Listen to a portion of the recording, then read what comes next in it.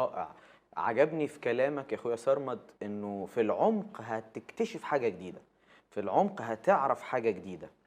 واعتقد الترنيمه اللي هنرنمها دلوقتي بتكشف لي حاجه في العمق هشوفها في سيدي الغالي الحلو، انه حبني حب عظيم. في الترنيمه اللي جايه دي الترنيمه دي لحنك صح؟ عرفانا بالفداء. عرفانا كلمات ماجد عادل اعتقد. كلمات دكتور ماجد عادل. كلمات اخويا الغالي الدكتور ماجد عادل، من الناس الحلوين اللي بيكتبوا ترانيم جميله ومرنم جميل. ربنا يباركك يا اخويا ماجد على الكلام الجميل ده. ولحن اخويا سرمد الياس.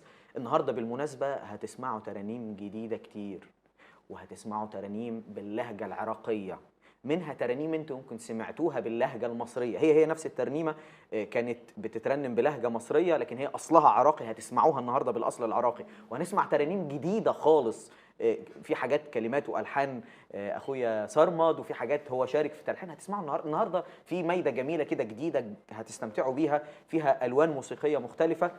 خليكم معانا، تعالوا نرنم مع بعض واحنا بنشوف حاجه حلوه قوي اشوفها وانا بقرب منه وبدخل للعمق، انه حبني حب عظيم وبذل نفسه من اجلي عرفانا بالفداء.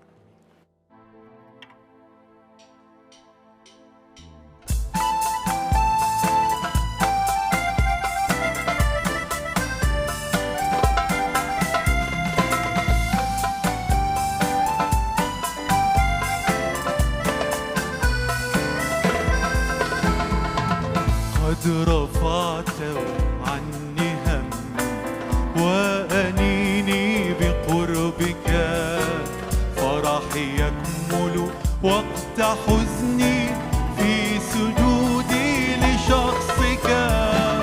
قد رفعت عني همي وأنيني بقربك، فرحي يكمل وقت حزني في سجودي لشخصك. أسجد لك مخلصي عرفانا بالفداء، ناظرا إلى الصليب يا من تعطيني الرجاء. أسجد لك مخلصي عرفانا بالفداء، ناظرا إلى الصليب يا من تعطيني الرجاء.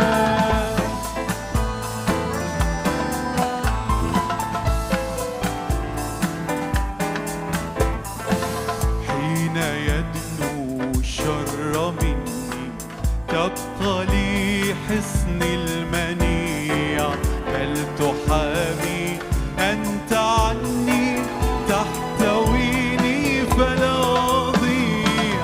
حين يدنو الشر مني تبقى لي حصن المنيع، بل تحامي أنت عني تحتويني فلا أضيع. أسجد لك يا مخلصي عرفانا بالفداء، ناظرا إلى الصليب يا من تعطيني الرجاء.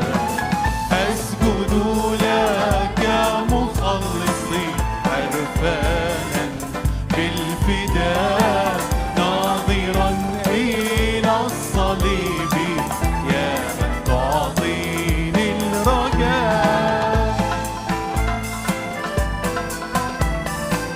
ها حبيبي وصديقي اسمعوني يا جموع، صار لي نعما نصيبي بل وخلي في الربوع. يا حبيبي وصديقي اسمعوني يا جموع، صار لي نعما نصيبي بل وخلي